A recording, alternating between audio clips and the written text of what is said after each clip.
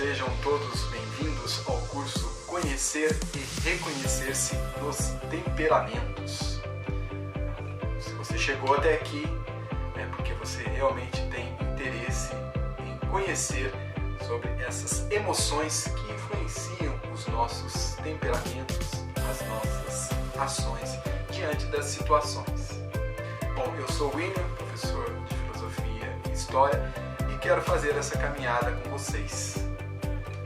Mais do que um conhecimento, nós queremos também colocá-lo em prática, trazer no nosso dia a dia, na vida, não uma coisa só como um conhecimento daquilo que eu sei, mas daquilo que eu posso também fazer uma diferença na vida da minha família, na vida daqueles que estão comigo, no trabalho, no serviço, se eu sou da área da educação, conhecer os meus alunos, se eu sou um profissional liberal, meu cliente, enfim, isso serve para todas as pessoas, que é comum a todos.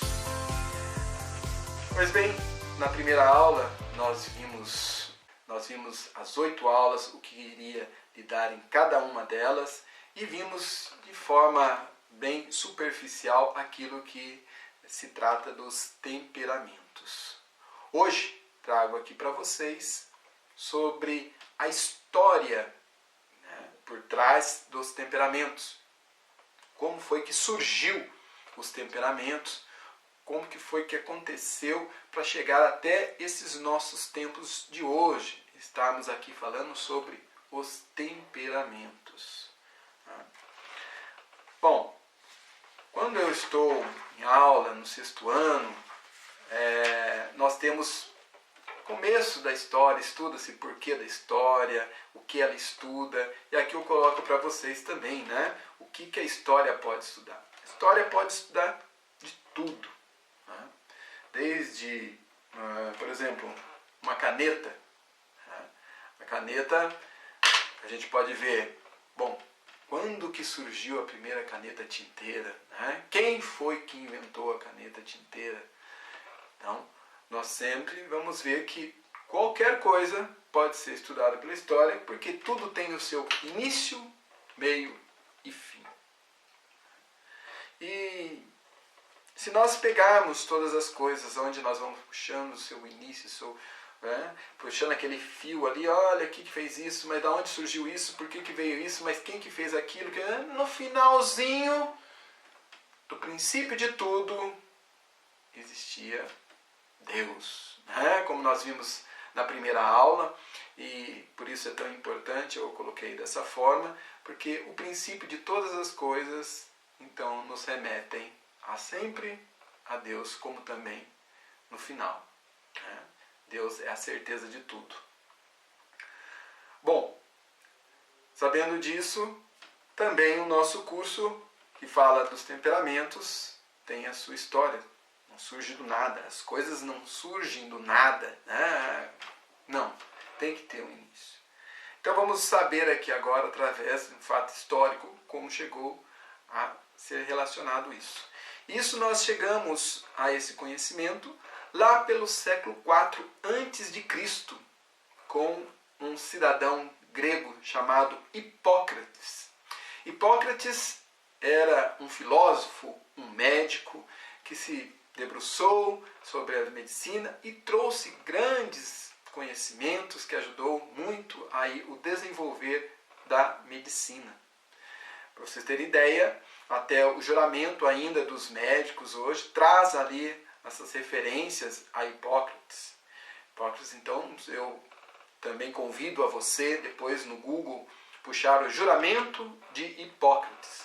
Puxa lá no Google, lá, que vocês poderão ver esse lindo juramento que já traz assim, uma pessoa que a gente já sem conhecer, só para ler aquilo que ele fez no juramento, é de se apaixonar por essa pessoa, de ver a verdade que ela traz em si nas suas palavras e nos gestos do seu conhecimento, na devoção e na entrega pela a medicina em que ele faz para cada pessoa.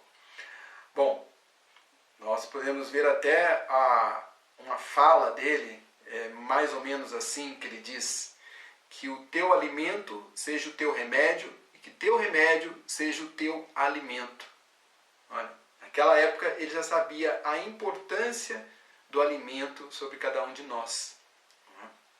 Então, eu por muitas vezes coloquei para vocês as dicas, e uma das dicas que estavam lá para melhorar também os nossos jovens que precisam aí se alimentar bem.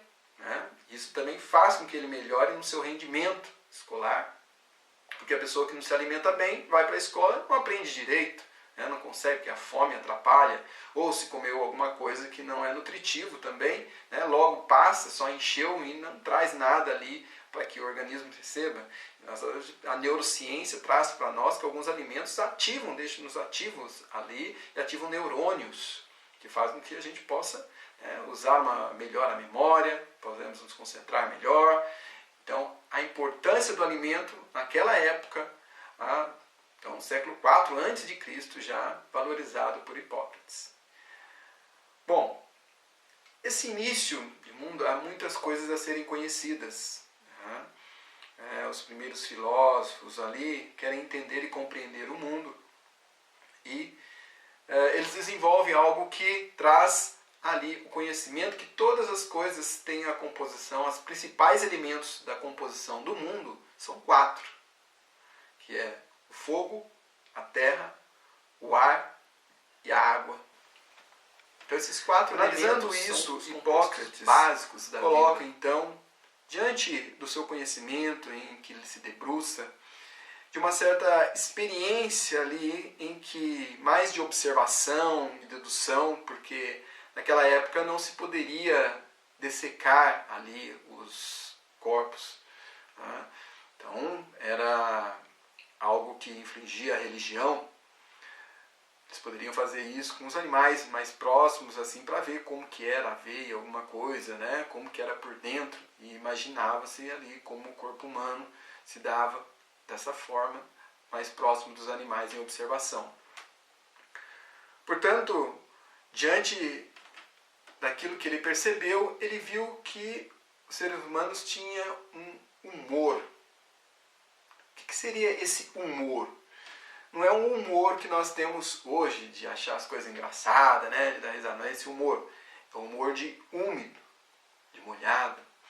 E vai trazer então esse humor de líquido, que é um líquido que ele via que era mais predominante diante de algumas pessoas, e para alguns problemas que ele observava, então ele verificava qual era o humor que estava mais acentuado e precisava regular aquele humor. Era produzido aí pelo fígado, e aí a gente vê ali, por exemplo, do fígado a bile amarela, do cólera, que é mais conhecido no grego, né? Vai trazer esse cólera, do cólera, e quem tinha isso mais acentuava uma pessoa de característica mais enérgica, mais esbravejante. Aí a pessoa que tinha um sangue mais predominante era uma pessoa mais alegre, né? Quem tinha um líquido mais acentuado da bile negra, que era conhecida, no grego melon, então negro melon ficou melancólico. Mas quem era então, tinha essa predominância da bile negra, então tinha consigo uma certa tendência depressiva, né, digamos assim. Aí quem tinha um outro líquido, o fleuma, era uma pessoa, digamos assim, mais relaxada ou preguiçosa, digamos. Então, tratando esses líquidos, tentando regular, né, cada um de um efeito, algo, é que ele conseguia ali a cura das pessoas. Passou-se um certo tempo, veio ali parente dele ainda, Políbio. Alguns dizem que é ele que realmente trouxe todos esses conhecimentos, mas a maioria, a grande maioria, né, dá os créditos a Hipócrates. Então Políbio vem, coloca também a sua relação e vai ali ter a classificação. Nós vemos que vai se ter entre as pessoas, ter aqueles que têm o conhecimento entre úmido e seco, ou frio e quente. Então, vai ser essa divisão entre frio e quente. Quente, pessoa que tem essa característica quente, é aquele então que é mais o sanguíneo. Né? Depois, também tem o quente, é aquele que é o colérico. Né? Agora, o frio vai ficar para o fleumático e para os melancólicos. Como também depois tem o úmido e o seco, que muda um pouco e vai passando dessa característica um pouco mais para o outro. O úmido, o sanguíneo, que tem ainda, né, uma distração, etc. assim. O seco, ainda o colérico, que tem junto com o outro, porque o colérico pode ser seco, né, ali, digamos assim, ele tem a predominância de, às vezes, falar e atropelar as pessoas, de impor os seus pensamentos. E o melancólico também tem essa característica do seco, mas o seco mais interiorizado por si só, de pensar nas coisas mais para si, mais para dentro de si. Enquanto também o fleumático tem o úmido, de ser uma boa praça, de se relacionar bem, como o sanguíneo. Então, essas misturas.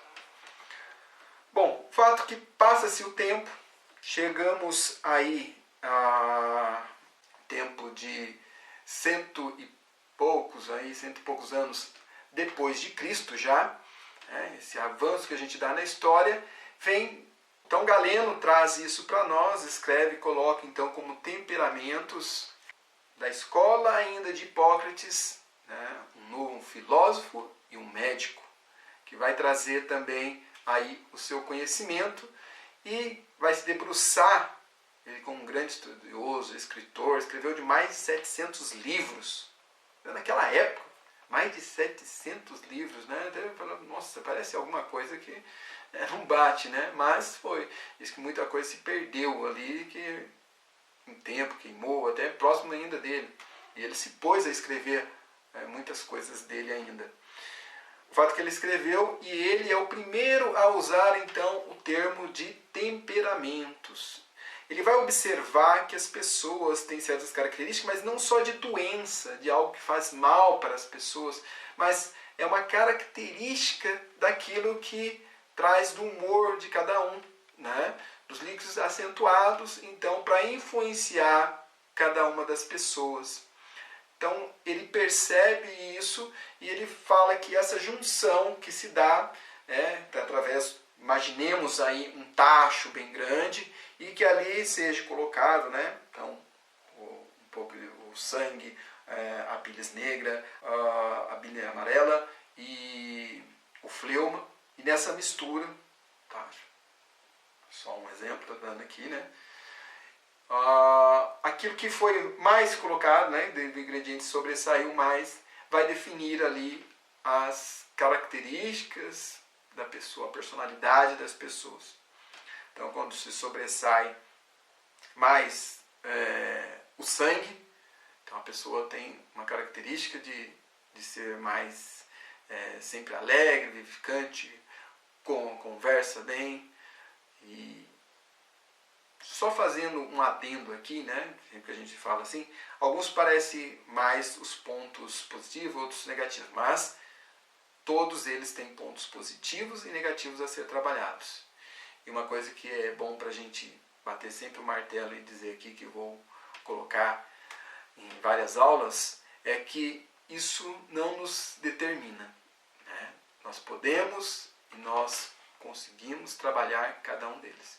É por isso que tem tão sentido o curso também, né? Porque se fosse só para conhecer e reconhecer ali, porque hoje tem muita gente que pode chegar e falar, não, o meu problema do meu filho, por exemplo, é de ser assim, é porque ele tem essa característica de ser colérico, por isso que ele briga com todo mundo na escola, por isso que ele não se dá bem, é porque ele é colérico, você tem que entender isso. Não, pode ser mudado, pode ser trabalhado, né?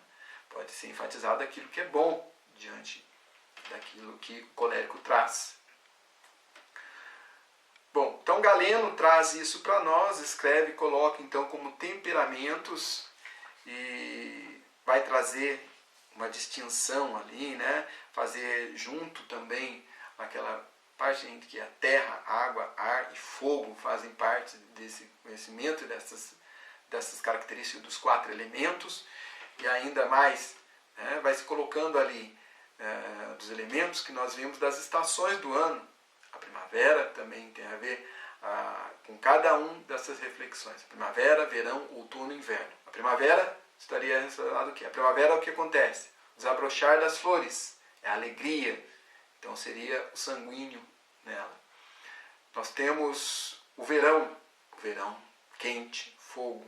Então a gente fica, amado, então eufórico, enérgico, vitalidade, colérico. Aí nós temos o outono. O outono é aquele cair das flores, né? Vem trazer ali esse característica onde parece que as coisas estão se desfazendo, né? Que está, nossa, aquela flor ali que está caindo, agora está ficando tudo feio, né? As árvores já não têm os frutos, a folhagem caiu, então o melancólico estaria aí. E o inverno rigoroso, trazendo ali, né, a sua rigorosidade, mas a sua estabilidade, onde, né, não se movimenta muito, o fleuma, a pessoa fleumática. Então estaria essas características. Passa-se os tempos, sempre dando valor a isso, passou-se aí quase 2000 anos, por volta de 1800, a medicina avança e começa os estudos das células e vê que os sangues são compostos de células e essas células, sim, trazem nelas a composição que dá a definição de cada indivíduo. Então, após isso, a medicina começa a deixar de lado o conhecimento que se tinha dos fleumas e fala, não é nada disso que acontece, é aqui, através das moléculas celulares, que nós vamos ver a composição de cada pessoa. Isso é uma coisa de medicina antiga, então acaba perdendo o seu valor, mas quando nós chegamos agora nos nossos tempos, volta-se novamente a valorizar, porque com o avanço maior ainda da medicina, nós chegamos ao DNA. O DNA, que é a composição e a base que traz toda a genética das pessoas. E lá se descobre que tem 4 elementos em que fazem essa personalidade, que compõe ali também o ser humano. Volta-se então a ter novamente o valor ali diante dos profissionais, mas agora já numa visão mais modernista, de uma escola russa, que traz mais para si a modernidade agora nesses conceitos. E aí vai ser uma escola mais determinista. Né? A escola passa então ali a trazer esse daí, então, e dizer que as pessoas são daquela forma e não trazem um tratamento, mas veem como algo a descobrir que aquilo faz parte da personalidade da pessoa. Então, uma escola determinista. Vem uma escola americana, já não. Aí a escola americana já vem trabalhando, reconhecendo novamente que há esses indícios e que podem ser trabalhados, que podem ser ali melhorados. Então, nós vemos só que essas escolas, muitas delas deixam esses primeiros conhecimentos, aonde nós vimos na antiguidade, onde essas pessoas viram algo de importante e conseguiram perceber que havia uma alteração no humor, na personalidade das pessoas. Então isso que era importante. Bom, o fato de ser uma coisa antiga, de ser os líquidos, né, nós podemos dar um exemplo aqui. Por exemplo, essa caneta. Essa caneta, se eu a solto, ela cai. Certo? Soltei, caiu. O que faz essa caneta cair? Na antiguidade, nós vemos que a explicação se dava pelos 4 elementos. Nós vamos ver Aristóteles também vai dizer que as coisas tendem a se acomodar cada um no seu lugar. Como é feito a Terra dos 4 elementos principais, terra, água, ar e fogo, cada um tenta se acomodar aonde é o seu local. Se essa caneta, então ela tem mais matéria, que vem dos minerais, da terra, então ela tende a se acomodar junto ao chão, junto à matéria, à terra. Se é o fogo, a fumaça, que é mais pelo ar, ela sobe, tenta se acomodar junto no ar, então ela sobe. Agora a água, quando escoa, então ela vai justamente procurando seus afluentes. Bem, é basicamente isso que eles davam como explicação para a acomodação e para explicar a queda dos qualquer coisa dos elementos. Passado muito tempo, veio Isaac Newton. Isaac Newton traz então a sua teoria, que é a teoria da gravidade. Então, a caneta cai justamente pela a gravidade que puxa a caneta. Bem, mas passa-se algum tempo, nós vemos que Albert Einstein vai contestar, né, essa explicação de Isaac Newton. Vai dizer que é um erro de tempo e espaço, que tem ali uma deformação de tempo e espaço, por isso nem sempre funciona em outros lugares, toda essa teoria. Nem mesmo Isaac Newton conseguiria definir certamente ali como que é a gravidade. Einstein também tentou, mas não conseguiu. Hoje já tem outros teóricos falando sobre outras teorias. Saiu na revista recentemente, eu li, Galileu Galilei, se eu não me engano, estava trazendo lá uma nova teoria sobre a queda dos corpos. Nós aprendemos na escola básica, né, para nos acomodar ali melhor, que é Isaac Newton, a lei da gravidade. A lei da gravidade e pronto. Mas, se nós formos realmente verificar diante dos verdadeiros cientistas, daqueles que realmente se debruçam para a busca da verdade, vai se ver que ainda não tem o martelo batido nessa questão. Que ainda não se sabe por que os elementos caem. Bom, o fato está aqui. Embora a gente não saiba explicar, o fato acontece. Né? E o fato não deixa de existir por a gente não saber dar uma explicação, se ela é antiga ou se ela é nova agora, mas o fato é que acontece. E nós percebemos que acontece, então, esses fatos com as pessoas. Nós verificamos. E é incrível que desde criança, se for com 2 anos de idade, já é possível, e é a melhor fase para que a gente possa reconhecer os temperamentos, é numa criança. Porque aí já não tem a influência do meio, né? Aquilo que se viveu, influência de alguma coisa que aconteceu, para mudança de comportamentos de certas pessoas. Então, na fase de criança, mesmo com 2 anos, a gente percebe aquelas crianças onde a gente vê, né? A criança, quando chega alguém, aquela que é comunicativa, já vai falando, já quer brincar, puxa. Outra, quando chega, já se esconde, fica lá no cantinho, não, já quer chorar, né? Se vem mexer, não, quer ficar no canto dela. Então, nós percebemos isso. Fato. Então, existe. Bem, tudo isso nós podemos observar. E agora, diante dessas realidades, é que nós podemos modificar cada um desses fatos, conhecendo, sabendo aquilo que nós podemos fazer de melhor com eles. Então, resumindo essa aula, nós vimos no lado histórico quem foi que deu o pontapé inicial, né? Essa coisa de temperamento. Então, nós vimos hoje que Hipócrates é que levantou as primeiras palavras, que era sobre a umidade, mas não a umidade como no sentido de humor, mas o humor de humus, de molhado, e que viu esses temperamentos para fazer as suas curas ali diante das dificuldades que apresentavam. Depois veio Políbio, que era seu parente, também tentou ali trazer todo o cronograma, relacionando os elementos da Terra. Depois deu um salto já, depois de Cristo, aí nós vimos que é Galeno.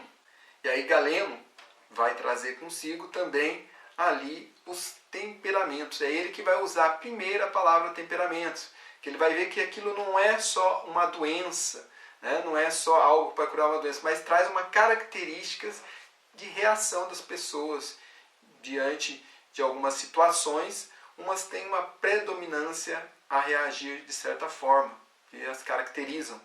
Traz ali todo o cronograma, se debruça e escreve sobre os temperamentos. Nós vimos que passou-se o tempo, então, chegamos aí próximo à nossa contemporaneidade, em 1800, 1900, o avanço da medicina traz, então, a relação já do sangue, onde as células que são importantes e trazem para nós ali a determinação e deixa tudo de lado aquilo que era uma coisa antiga, passada da medicina. Avança-se mais ainda agora, já próximo do século XX, o DNA descoberto, e aí a composição do DNA descobre 4 elementos que são característicos para as pessoas também. Volta-se novamente aí a ter um valor os temperamentos, e os profissionais da área vão se debruçar de novo sobre esse conhecimento para os seus tratamentos. Embora surjam de modos ali modernistas, mas eles começam a se debruçar. Bom, trazendo aqui para nós finalizarmos uma historinha para vocês ficarem mais conhecedores aí dos temperamentos, vou dizer aqui a reação de cada um dos temperamentos de um rei.